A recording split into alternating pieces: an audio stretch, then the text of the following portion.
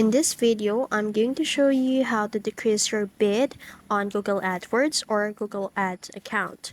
So first, make sure you are on the official website of googleads.com and already logged in your credentials. So once you're in, you will see here the campaigns from the left menu. So click on that, make sure you click on that, and then pick the campaign where you want to adjust your bid. So as you can see, I don't have yet a campaign in here. So assumingly we have a campaign in here. So now let's scroll down, and then you will see here a sample campaign. So we're going to use that as an example. So assumingly we have a campaign, or this is the active campaign, we are going to decrease a bid.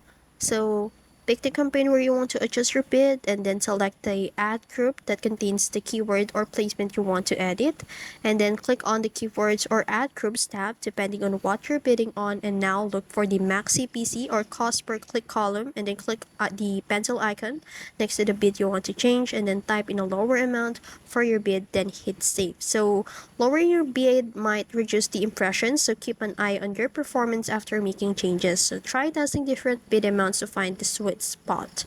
And that's it. You've successfully decreased your bid on Google Ads. If you found this video helpful, don't forget to like, share, and subscribe to the YouTube channel.